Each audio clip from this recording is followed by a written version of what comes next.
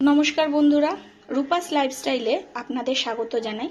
आज के आमी लोटे माछेर एकटा रेसिपि करे देखाच्छि, जेटाते माछगुलोके आमी भालो करे धुए नुन हलुद और एकटु लेबुर रस माखिए झुड़िर मध्य रेखे दिएछि। और एखाने आमी हाफ बाटिर मतन कर्नफ्लावर, अल्प एकटु मयदा, नुन और हलुद एटाके आमी माखिए निচ্ছি। कड़ाईते तेल गरम होते बसिए दिएछि। এবার দেখতে থাকুন আমি রান্নাটা কিভাবে করছি। এইবার এখান থেকে একটা করে মাছ আমি নেব।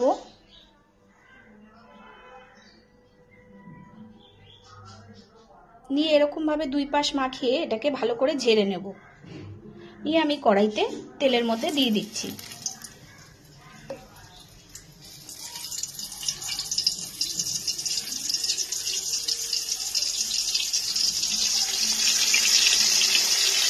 এইভাবেই সবকটা আমি মাছ ভেজে নেব।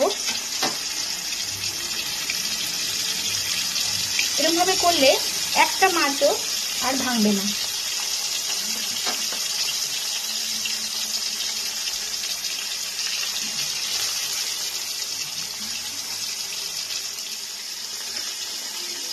মাছটাকে দিয়েই কিন্তু সঙ্গে সঙ্গে নাড়ানো যাবে না, একটু ভাজা হওয়ার পর এটাকে উল্টে দিতে হবে।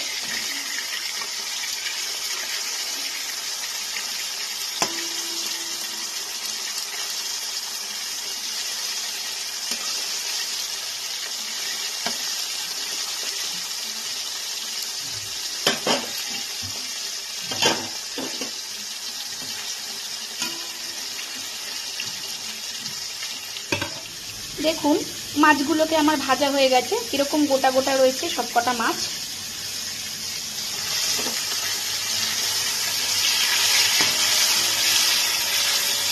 এইভাবে প্রত্যেকটা মাছ ভেজে নেব।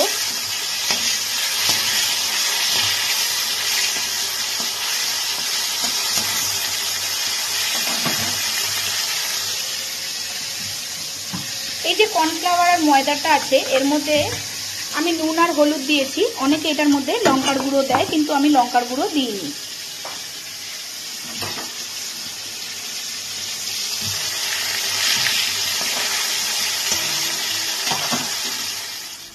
সব মাছগুলো আমার ভাজা হয়ে গেছে।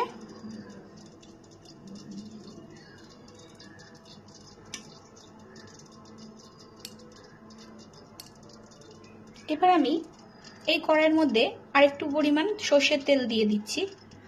কড়াইয়ের তেলটা গরম হয়ে গেছে। এবার আমি এর মধ্যে ফোড়নে শুকনো লঙ্কা আর কালো জিরে দিয়ে দিলাম।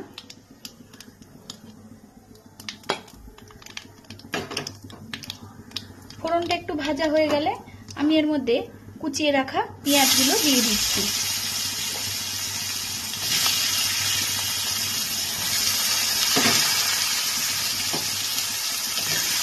দুটো বড় সাইজের পেঁয়াজ আছে।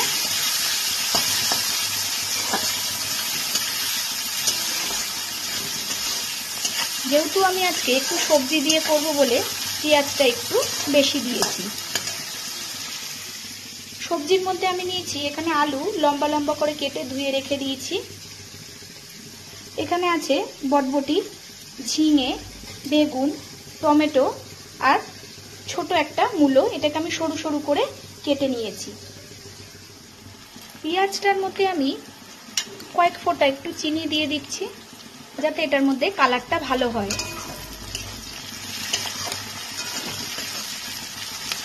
দিয়ে এটাকে হালকা করে আমি পেঁয়াজটাকে একটু ভেজে নিচ্ছি।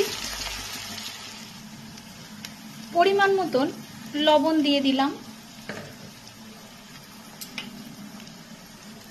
লবণটা দেওয়ার পর এবার আমি এর মধ্যে টুকরো করে রাখা আলুগুলোকে দিয়ে দিচ্ছি।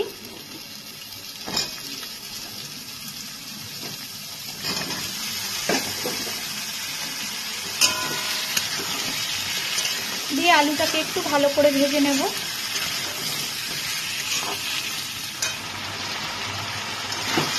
আলুটা কিছুক্ষণ ভেজে নেওয়ার পর এবার আমি এর মধ্যে কুচিয়ে রাখা মূলোগুলোকে দিয়ে দিচ্ছি।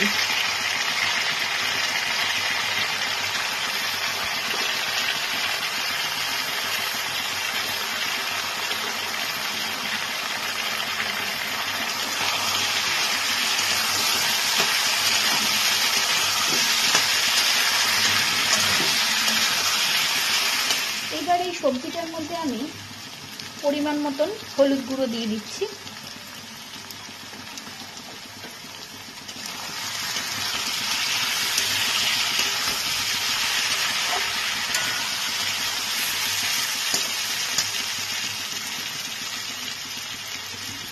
কুচিয়ে রাখা টমেটোগুলোকে দিয়ে দিলাম।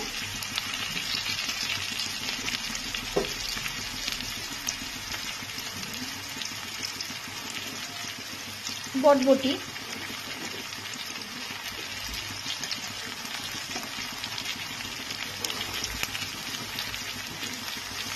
ঝিঙেগুলো দিয়ে দিচ্ছি।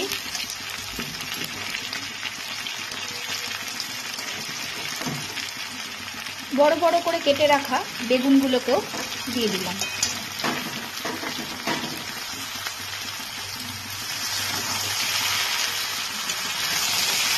সবজিগুলোকে ভালো করে একটু ভাজা ভাজা করে নেব।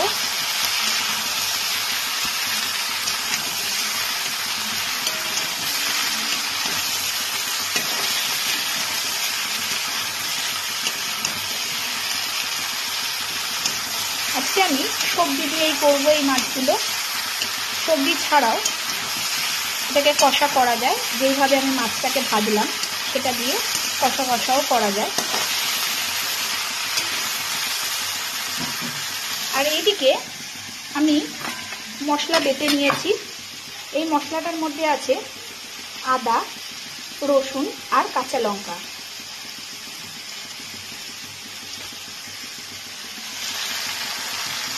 একটু ভাজা ভাজা হলে এই মশলাটা আমি এর মধ্যে দিয়ে দেবো।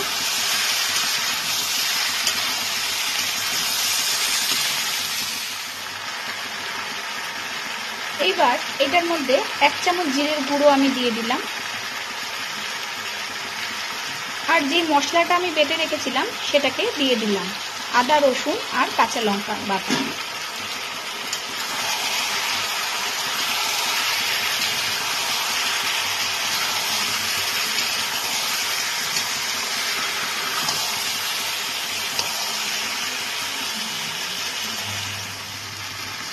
সামান্য একটু কাশ্মীরি লঙ্কার গুঁড়ো আমি এর মধ্যে দিয়ে দিলাম।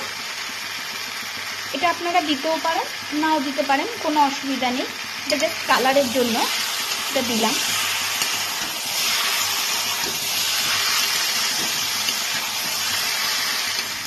সবজির সাথে মশলাগুলো আমার খুব ভালো করে কষানো হয়ে গেছে। এইবার আমি এর মধ্যে পরিমাণ মতন জল দিয়ে দিচ্ছি। আজকে আমি এটা একটু ঝোলঝোলি করব।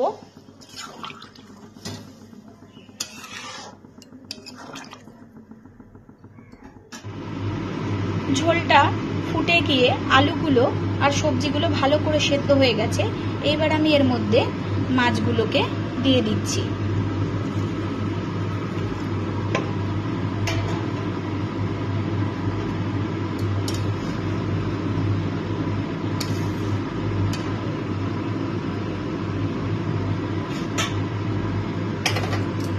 মাছগুলোকে দিয়ে ওপর থেকে ধনেপাতা কুচি দিয়ে দিচ্ছি।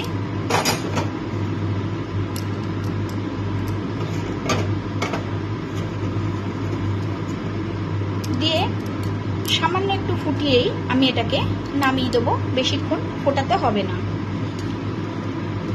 একটু ঢাকনা দিয়ে দিচ্ছি। লোটে মাছের রেসিপিটা আমার হয়ে গেছে। এবার আমি এটাকে নামিয়ে দেবো। দেখুন সবকটা মাছ কিন্তু গোটা গোটা রয়েছে। এটাকে আমি বেশিক্ষণ ফুটাইনি, কিছুক্ষণ ঢাকনা দিয়ে রেখে দিয়েছি। এটা আমার হয়ে গেছে। দেখুন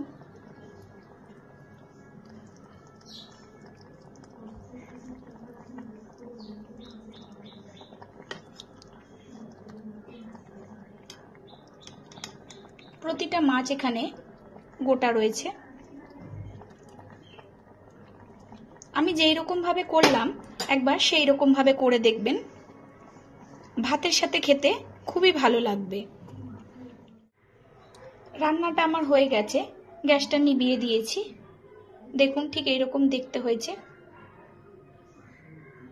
এইভাবে একবার করে দেখবেন, বারবার খেতে ইচ্ছে হবে। আর যদি ভালো লাগে আমাকে অবশ্যই কমেন্ট করে জানাবেন, একটা লাইক করবেন আর আমার চ্যানেলটিকে সাবস্ক্রাইব করে আমার পাশে থাকবেন।